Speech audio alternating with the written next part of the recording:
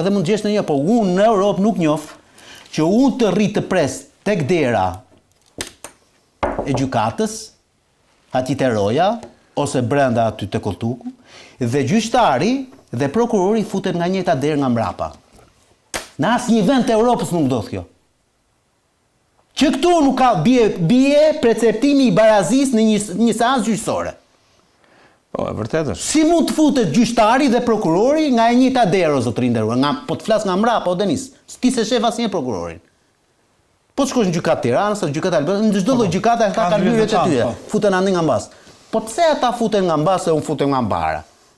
Ku është e drejta jote për kundrejt ne? Se përsi, midis akuzës, shtetit dhe mbrojtjes. Ku shkon ti përpara në gjykatë? A jeni të barabartëve? Ti aty unë këtu i pa çështja kulturore që thash pak përpara. Ku është? Ka rregull pra.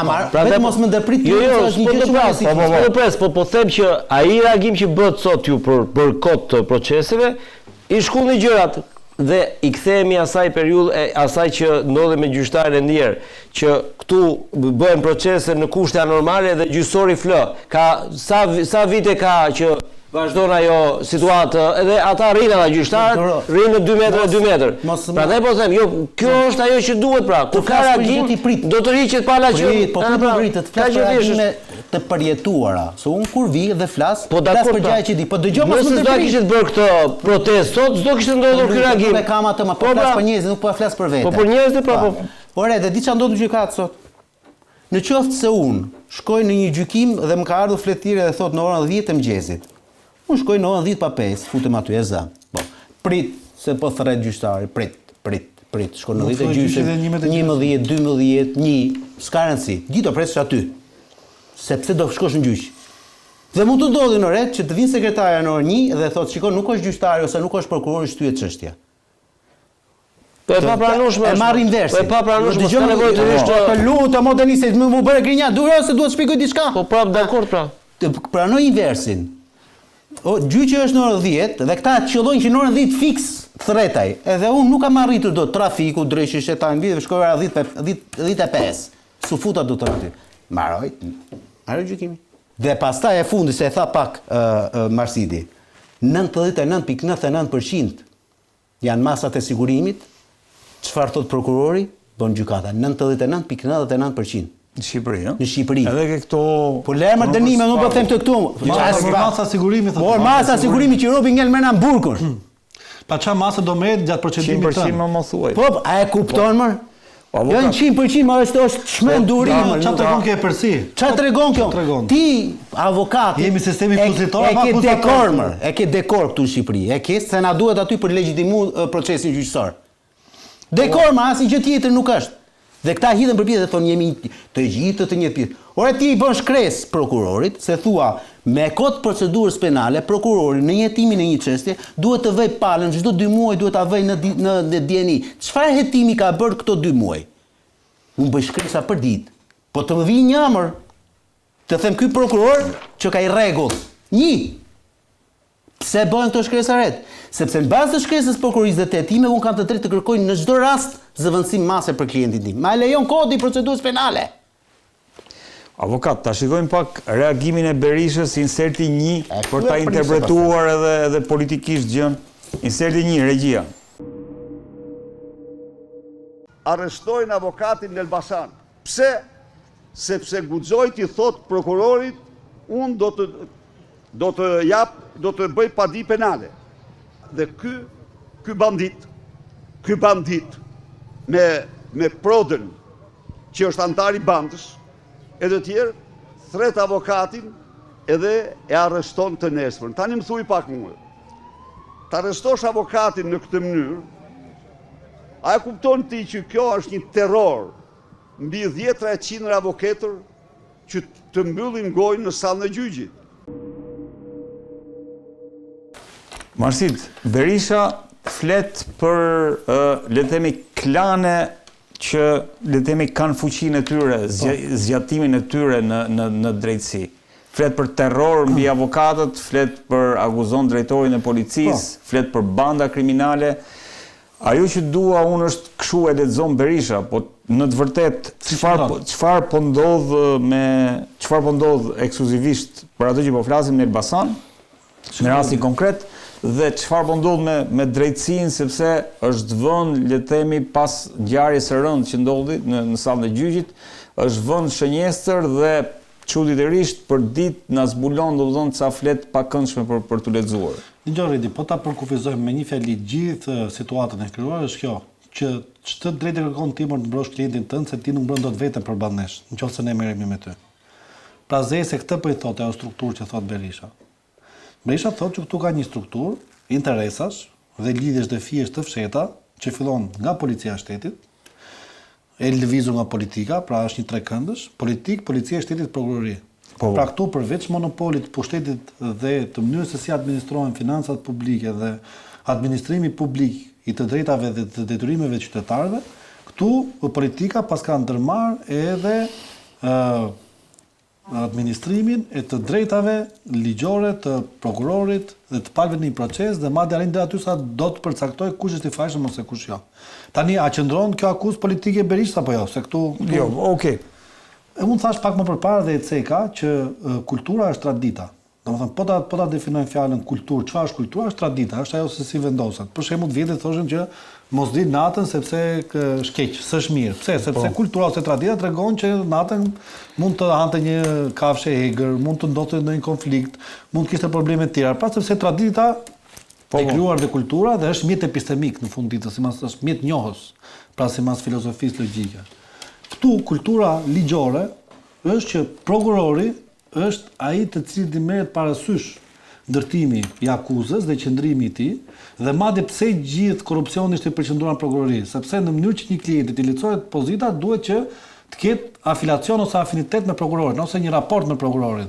Pra nuk e ka fatin debati gjyqësor të panderit, pa e ka qëndrimi që mund ndërmarrë prokurori dhe po të veshre dhe në ato masa sigurimi që me drejt në i sodi Leonardi si të statistik, po të veshre dhe kur është ndërmarrë në i masë lehtësuese është ndërmarrë sepse prokurori ka qenë qëndrimi që mos merret masa e sigurimit burg pa fat, po detyrim paraqitje ose arrest shtëpia. Ose në çmim gjykatës thotë. Po, sikur lëshon pet, si ta shmoj gjykata. Asnjëherë nuk kemi vënë re. Edhe përqindja shumë e ulët kur prokurori është për arrest në burg dhe avokati është për detyrim paraqitje ose arrest shtëpie ose në procedim në gjendje të lirë, që gjykata të anojë nga ana e avokatit. Madje janë bërë edhe artikuj për një nga ish gjyqtarët dhe ish kryetarin e gjykatës penale, zotin Petrit Çoma, i cili u cilësua si gjyqtari që ndërmerrte vendimet më të lehta. Në fakt ai nuk ishte ndonjë gjë për ta marrë dhe për të dhënë ndonjë çmim. Ai thjesht ka ndjekur parimet ligjore ato që përmendëm pak përpara, që gjithmonë ka parë pozitë më lehtësuese për të panderën, se në fund ditës qëllimi i ligjit penal është rehabilitimi, nuk është dëshkimi. Nuk është ideja dënoje futën burg, le aty të vdesi qeni. Jo, ideja është ai të marrë një dënim për një sedhe deviante nga ligji, në mënyrë që kur mbaroj dënimi ai të kuptojë dhe sedhen deviante dhe të reintegrohet në shoqëri, ajo që quhet sistemi penitenciar i ndëshkimit. Pra dhe vetë ndëshkimi në thelb, në vetvete nuk ka qëllim dëshkimin, se këtu është krijuar ky ideja që ky vjedh ai hajduta e kriminal futën burg pse s'ran burg ku i ka parat. Jo. Ideja e ligjit kur është krijuar është ideja e rehabilitimit të dënuarve penal. Dhe ai është një qenie njerëzore që në fund do rikthehet, do reintegrohet në jetën e përditshme.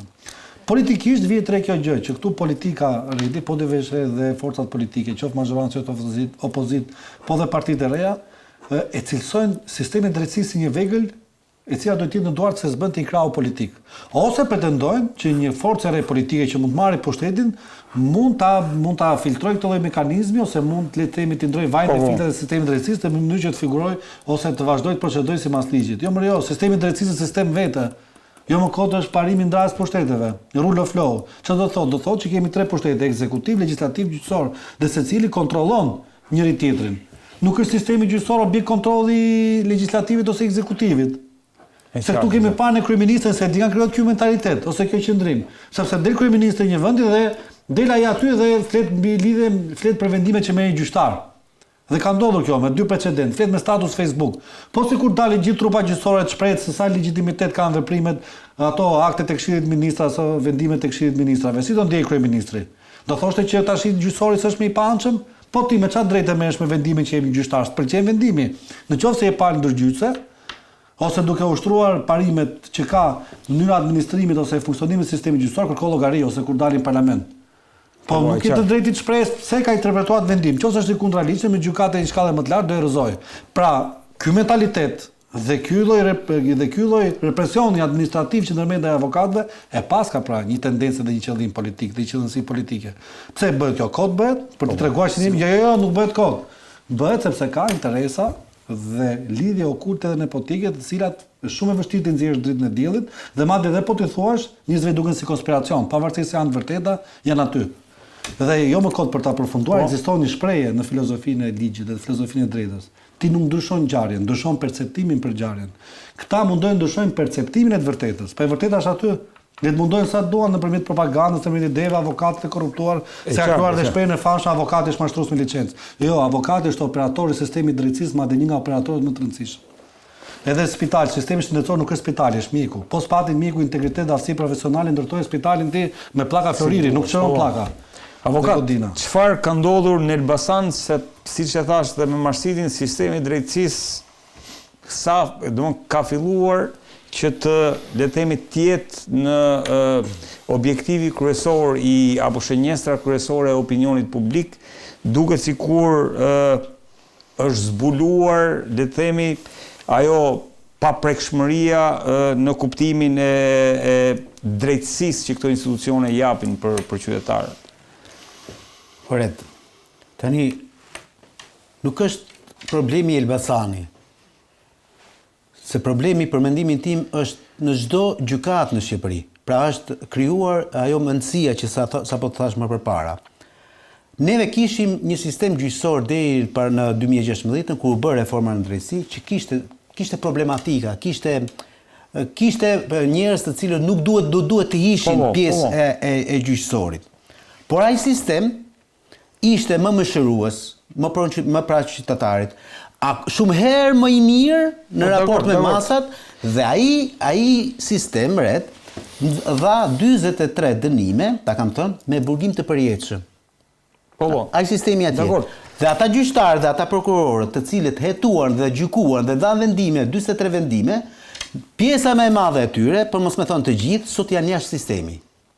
Të gjithë. Ata që dhanë këto vendime. Po, ata që dhanë këto vendime. Kjo është reforma në drejtësi. Ndërkohë sot thot Berisha apo nënkupton drejtësia është kthyer në zgjatim të politikës ose të bandave kriminale. Është e vërtetë kjo më.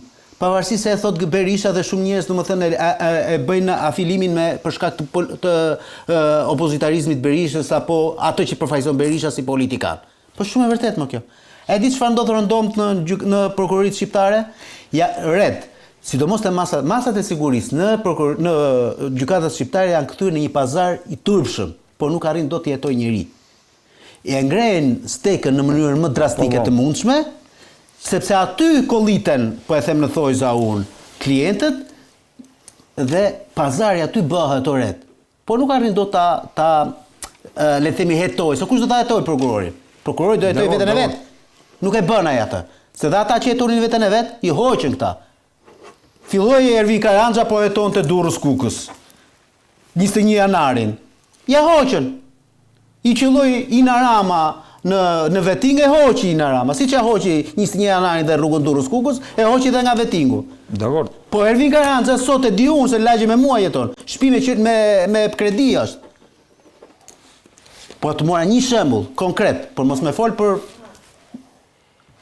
Anton Martinin, Dritan Reshken, Eugen Beqin, mos më flas shumë se janë shumë prokurorë, domethënë të cilët e meritonin realisht të përfaqësonin organin e akuzës së ret.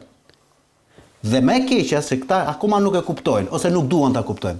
A di çka ka ndodhur në Shqipëri, sidomos me shkollën e magjistraturës së ret, në këto 3 vitet e fundit, ka ndodhur domethënë që janë futur një pjesë, jo një pjesë, por 90% në mënyrë të pamerituar. Miku I këtia, shoku I këtia, vllai I këtia, motra e këtia, të gjithë të lidhur kryesisht me maxhorancën në pushtet, kryesisht. Dhe ti me këtë që ke bërë, për 15 vitet e ardhshme, ti e ke kapur sistemin e drejtësisë. Se nesër kur të dalin ata, pas 2 vitesh, pas 1 viti, pas 2 vitesh, që do të dalin prokuror apo gjykatës, do jenë të gjithë bijtë e këtyre që sot janë pushtet. Dhe për 50 vitet e ardhshme ti ke këtë klasë politikë. Këtë klasë drejtuesish të cilët janë të paaftme. Janë të paaftme, të them 2 raste, më fal, se do ta mbyll. Shkon me gjithë respektin, Valbona Sanxhaktari dhe shkon dhe konkuron për në gjykatën e lartë, më burr. Nuk është magjistrate, më. Ka marrë 85 pikë, ka marrë gjysmën e pikëve që duhet merrte për të bërë magjistrate. Domethënë 85 pikë që ta kuptojnë ata, ka marrë 5 në provim. Që ta kuptojnë njerëzit. Ka marrë 5 provim. Kjo zonja ka bërë vettingun. Kjo zonja ka një procedim penal të regjistruar viti 2024. Kjo zonja shkon në gjykatën e lartë. Tani s'kam asnjë gjë personale me personin fjalë sepse po ja përmend emrin, i kërkoj ndjes. Po ja për këtë gjë po merremi. Apo me Naureda Allagami për cilën ne kemi folur një herë po 100 herë. A dole më zonjë se s'të çova unë ty në tabulatet e Spakut duke folur me Klodida Bushkën. Ai ishte ajo. Ta çojmë burrin tim Spak, ta çojmë vllajin këtu që të kemi njerëzit tanë të Spaku. BKH, po. BKH. Ai ishin këta më zotëri. Ai ishte kjo. Po si mundesh më pretendon tani që shkosh në gjykatë kushtetuese te ai ka gjyqësorit. Ti vetë nuk do ta marrësh një guxim të tillë. Me ato veprime. Me ato veprime. Po këtu morali, qytetaria, këtu ka vdek me kohë më burr. Denis, si e shikon këto për ta mbyllur tani këtë çështjen të që denoncimin e Berishës, që atje kemi bëjmë me këto.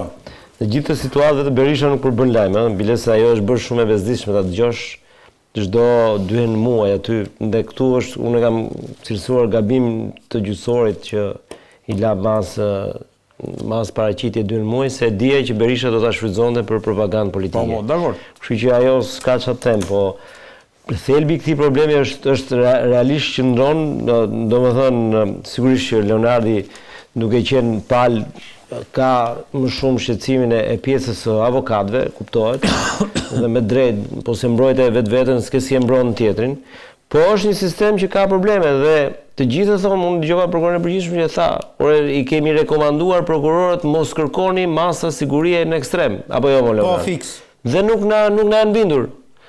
Tani, se kjo është dhe pak, se edhe s'ka pse binde, sepse ti ja ke dhënë me ligj që s'ke pse i bindesh prokurorit përgjithshëm. Ja ke lënë, ma. Tani, kur i centralizon është problem, kur i lë të lirë prapë është problem. Kështu që ky është një problem i madh shoqëror, siç ne vuajmë si shoqëri, nuk është vetëm gjyqësori.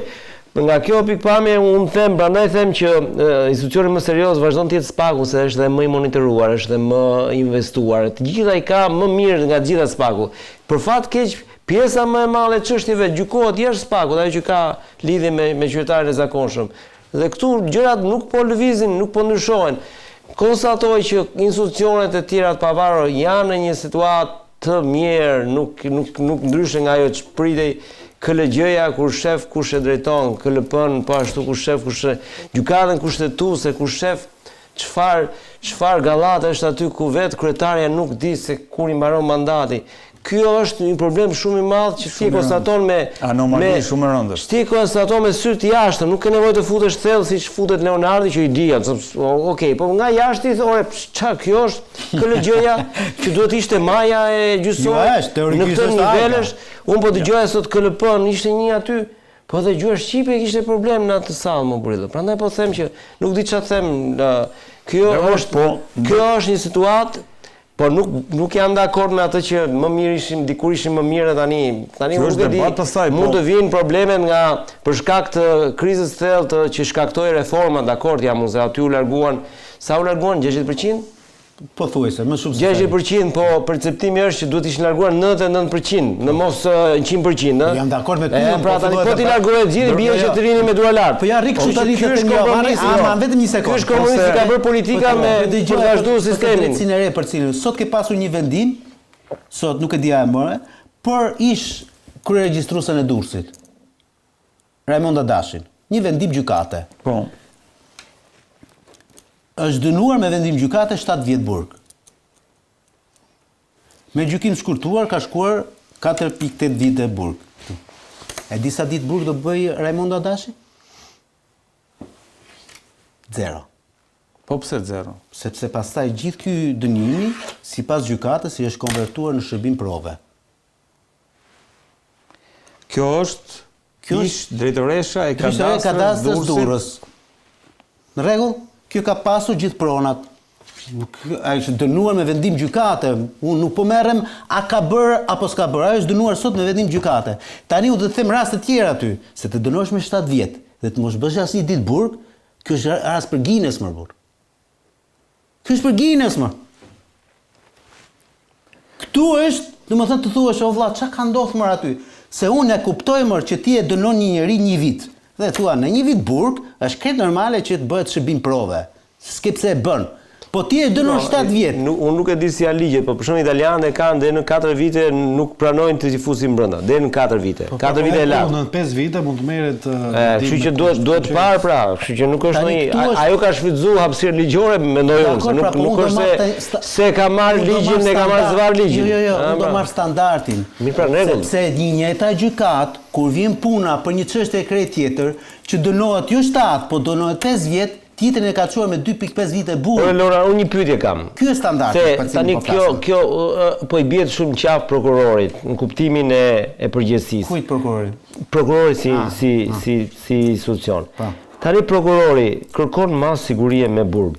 Tani nëse gjyqtari thotë jo, do ta lë detyrim me paraqitje, i bie gjë gjyqtarit? Asgjë si bie, po ky është debati. Po jo pra, se tani atëherë le të themi përgjegjësia më e madhe është e gjyqësorit në këtë. Po atë sapo thash pra më burr. Gjyqësor jemi dhe Jo, sapo thash